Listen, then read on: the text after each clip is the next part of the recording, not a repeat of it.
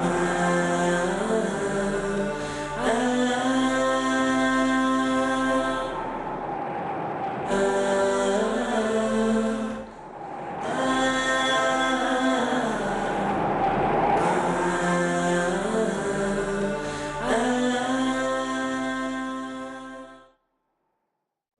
alaikum wa rahmatullahi wa barakatuh, and welcome to Perspectives.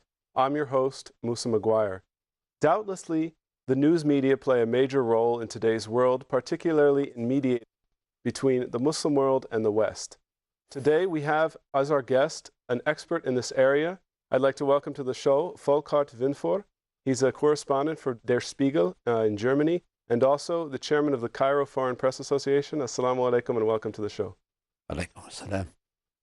Well, first I want to talk about basically the general ideals of journalism.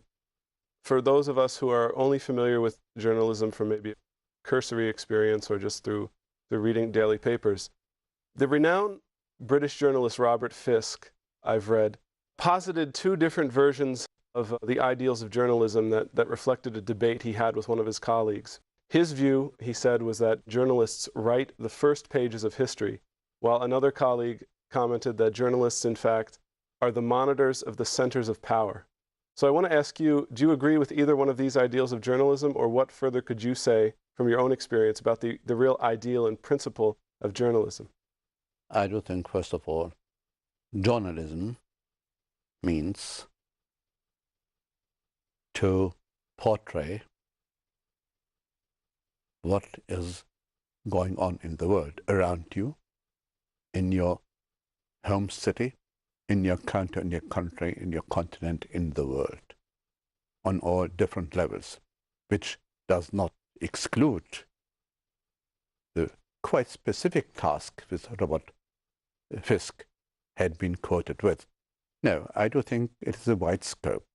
Journalism has to go into things to describe what is going on, which is not very easy, because sometimes there are ongoings which you do not really notice easily on the surface. So we have to go deeper into things, sometimes to the roots. So this in itself is a very important task, to show the world public of your village and city, county, country, continent, what is indeed happening, going on. Insofar, I agree, yes, to monitor events in all its different shapes and kinds. Of course, this is more than one single person can do for one media. That's why there are so many journalists being active with different degrees of preparedness, of pre-experiences sent around the world. Yes, I think that is one of the main tasks of a journalist and of journalism itself. And one thing else I think is important, journalism, or let's make it clearer, the press. There is not only a written press, as we know. The press is endowed with an additional duty, which means to clarify complicated situations, which in itself is quite often not an easy endeavor. As, for example, you mentioned in your introduction, the difference of perceptions of certain world values or regional values or specific religious values are concerned. That is a list of items where journalists, observers, those capable of analyzing at least and portraying the truth more than fact-finding, are called upon. Let me ask you about another ideal of journalism, and really a point of pride for the political culture in the West, and this is the idea of freedom of the press. Of course, as you mentioned, within this task of telling the world about the happenings in the community, in the global society, we do not operate in a vacuum. Now, despite this lofty ideal of freedom of the press, we know from what we've witnessed, from what we've studied, that in the West, this does not always take place. What are some of the pressures that exist within the society that can curtail the ability of the journalist to do the job effectively within an environment, of course, where there may not be overt repression of journalists and so on? Well, I live half a century in this part of the world, but every 2 or 3 months I'm in Europe, my home country, Germany, in a close context, of course, professionally and unprofessionally too. I would say, I would widen your question. I wouldn't just limit it to the West. First of all, the West includes more than one country and more than one continent. I would even add Japan to the West, because it's a very specific system of perceiving certain values, like freedom of expression. And I do think limitations which we deplore and notice, not just taking place in the West, in other countries in this part of the world, maybe for different reasons as well. There are different reasons. I do think the first reason for, let's put it this way, not free reporting is due to the work, more or less successful work, of lobby groups, of lobbies. You have them, some countries where big enterprises, commercial, industrial enterprises, exert a terrific influence, powerful. Even some governments partially depend on them. And of course, if they do have very specific interests in specific areas, they use their influence in order to affect those responsible for media, the press, TV, newspapers, and so on, in order to get things portrayed as their personal or company's interest or lobby interest would like it to have. This, I do think, is a global, well, phenomena.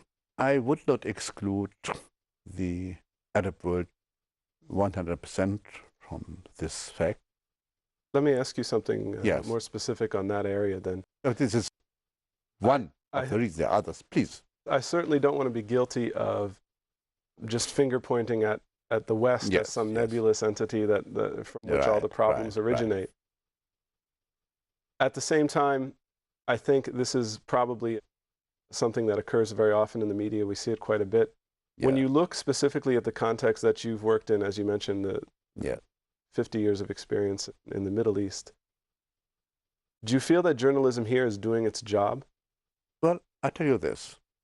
When I came here in the days of Gamal Abdel Nasser, there was no freedom of expression, no freedom of the press, for specific reasons. Foreign correspondents in those days had a very difficult life, but even local media makers and transmitters had it not easy. Then it developed. I remember there were days when every article which he wanted to transmit via telephone or telex, there was not yet any more modern means of conveying messages. Before you got the permission, you had to deliver your article to a censor, and he read every word and discussed with you. This has all evaporated. Today, we in Egypt, where Egypt is hosting the world 4th largest association of the foreign press. We have about 331 international media representatives and more than 500 correspondents, 600. We don't meet any problems. We have access nearly to all the spheres which we are interested in and which we want to know more about in order to portray this.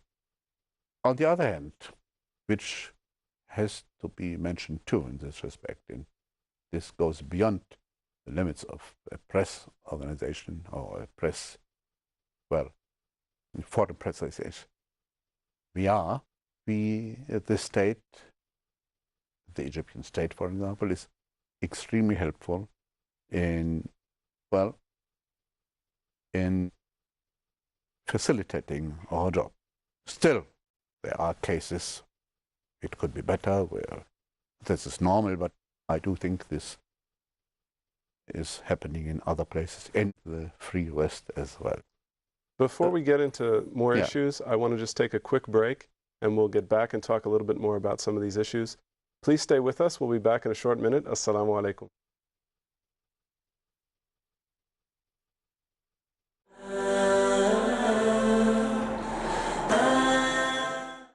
A night of decree is better than 1,000 months.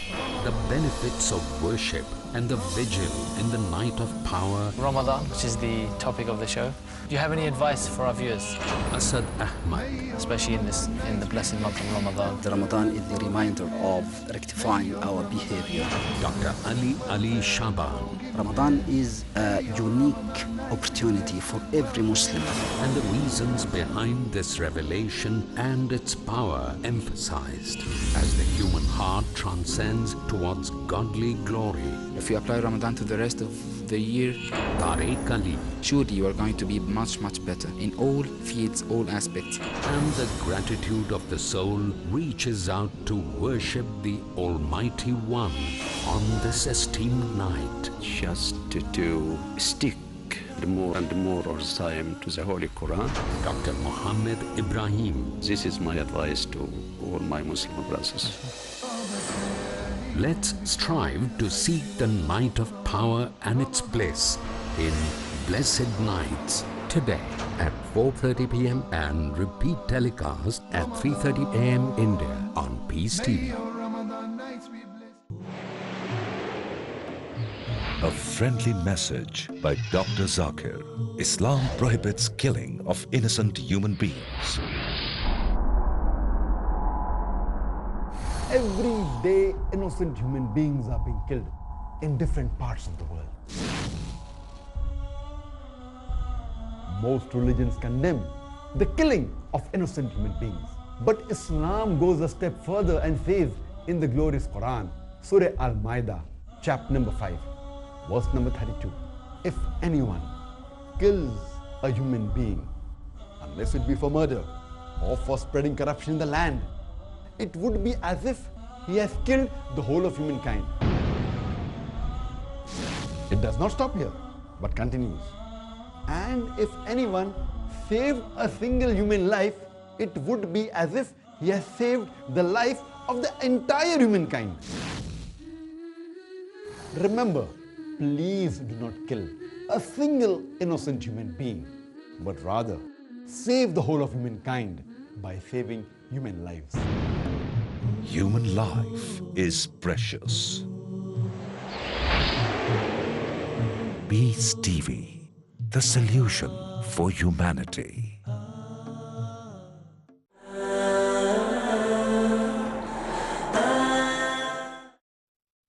Assalamu alaikum and welcome back to Perspectives. Our guest today is Volkart Windvoor, correspondent for Der Spiegel and the chairman of the Cairo Foreign Press Association. Before the break, you were talking about some of the impediments to journalism within the environment of the Middle East. We had to take a break, so let you continue. You were about to mention some of the further impediments. Please go ahead. The first impediment is,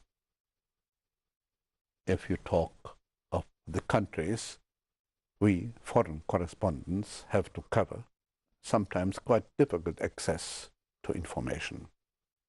In Egypt, it's much easier than in any other Near Eastern country. I mean, easier than in any other Near Eastern country today. You cannot expect any newspaper or any TV company to have an office or a correspondent in all the 22 Arab countries. That's just not possible. That's why most international media who want to cover the Arab world have their correspondents concentrated in the center of the Arab world, which is Cairo. So there are countries where it's extremely difficult to get there. specific information in certain fields, although it seems to change and seems to get somewhat easier, but still, this is quite a thing. I can tell you, sometimes we have difficulties in getting reliable information from post-war Iraq. Okay, maybe there are physical, but I do think even political and maybe other reasons behind it. But it's important because this is the item and the country which we have to report about now. Let me ask you something about that. Sure. When we deal with this concept of embedded journalism, which became very well known during the crisis in Iraq, are there problems with this idea from an ethical standpoint? Would you yourself accept the idea of being embedded? What are some of the issues raised for a journalist in regards to this practice? Well, as I said, we should have the possibility of free access and free reporting, apart from the physical danger, which, as a matter of fact, does exist, and which prevents me now from going, and most of my colleagues. There is an evident unpreparedness on the part of the, let's say, the new politicians, because the whole democratic experience is quite new and not really rooted yet in Iraq, meaning that many, if not most, of new politicians, if you allow me to call them so, will most probably give you very specifically their very more or less limited view. There are exceptions, of course, I know this, but this is quite an impediment. And if you are not in a position to check it, which is quite often the case for other reasons, then you have an impediment. Apart from that, the facts on the ground are reported from different sources in sometimes quite controversial manner or contradicting, that this is more than an impediment. So I write something in the morning and in the evening I discover that I was wrong. I mean, okay, I will be excused, my colleagues too, but this, of course, shows you some of the essential difficulties in covering events in a country like Iraq. But in other Arab countries too, you have certain difficulties. For example, if you want to be a faithful, good journalist covering the events in Sudan, let's say Darfur, or the eastern region, or Kassala, the government allows you to go. I just come back from Khartoum. This physical impediment does not exist from the part of the authorities, although this has always been, or quite often been claimed. No, it is not true. You can go, but you are at risk. Apart from that, you would find it extremely difficult to find out facts. It is not enough just to question a number of people, victims of atrocities, which is necessary, but it's not enough. So the difficulty in getting a true picture implies two things which sometimes are impossible to do. Let me ask you about another topic that is very current when we're dealing with media in the Middle East particularly. The rise of satellite television over the past 10 years, some say has dramatically altered the media landscape of the Middle East, particularly with reference to news channels like Al Jazeera and others. Do you feel that there has been a real shift in the media landscape because of the satellite television? Do you believe that perhaps this change has been exaggerated? What's been your experience seeing the transition in the region from one period to the next? Oh yes, it is a tremendous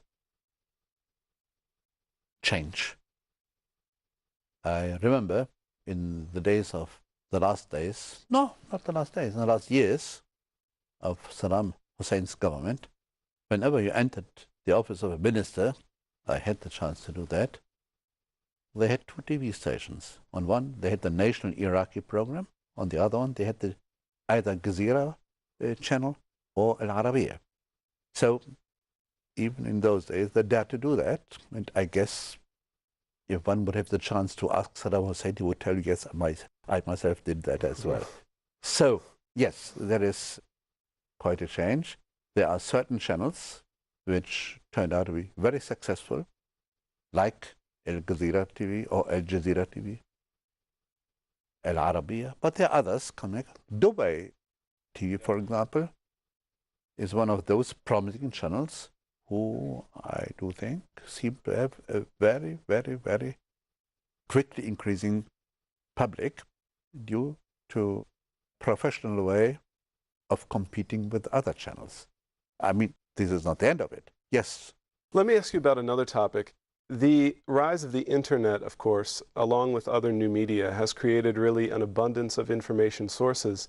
And even though we talk about a new information age, the ability for every individual to sort of stand on a platform and give his or her own perspective through the internet, through alternative media, we at the same time could say we have a crisis in information where we're never really sure what to believe, especially when you reach a situation where the mainstream media is not trusted, which where I'm from in the United States has become the condition of a lot of people. You start to look for other sources, yet it becomes a crisis of credibility. What can you say, first of all, about the effect of alternative media in general? Has it had a major impact on journalism? But then also, what would be your advice in terms of, on that search for credibility, where we can look, how we can chart the course for ourselves? Well, let me start with the first question. Indeed, there is a situation, especially as far as the countries of this part of the concerned, who are not used to a wide scope of information services.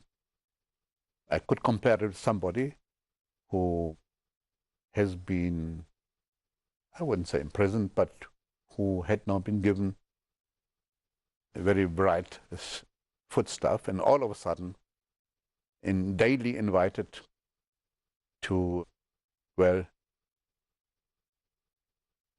fantastic food selection. Yes, of course, it does affect journalism. Now I come to the second question, but it's interlinked. I would say the difficulty which you just mentioned lies in the fact that it is not easy to make the right choice. What does it mean, the right choice? To find out which internet service, which online service, online is making the future now, is reliable, which or not. And I would say, we all are nearly started, myself too. Every month, I would say, we see how much the scene is enriched by newcomers. It takes a certain time till you get not just used to it, till you find out, more or less find out, which are the more reliable new information sources. But that in itself can be very tricky, and one should be extremely careful. I just ran into an experience, and I tried Google, you have Yahoo, you have others too, and I tried just for myself to make an experiment, to find out, and other sources too, other services, about one certain personality and one certain question. It was not a surprise, I expected it. It was very, very, very contradictory in certain things. And if I wouldn't have had the background, I did it for myself, for the sake of it. So, yes, there are of course good data. Say some famous writers, political writers, famous books, as old as they are, they use a certain pattern. They mention very correct items and dates and names. But that to let you feel, well, all what they write, these witnesses, is correct. No. Some of them use this tactic in order to spread false facts. So this is multiplied on the new scene of information services, internet, online and so on. Be very, very careful. It takes time to get through. I myself feel it. Yes, sure. Let me ask you, we only have about a minute left, but let me ask you one very pointed question, and if you can answer it as briefly as possible. What is the cost when the press fails to do its job? That is a very serious question. If the press is unable to portray the truth, that means that the public, a segment of the population, or the people, is misled, probably with consequences which are very easy to foresee. And therefore, I think it should be for the benefit of all, those for the decision makers and the consumers, to facilitate and to develop the media. Thank you. Unfortunately, we've reached the end of our show. Our guest today has been Volkart Vinfor. I want to thank you for joining us. Please stay tuned to future episodes of Perspectives. I'm your host, Musa Maguire. Assalamu alaikum wa rahmatullahi wa barakatuh.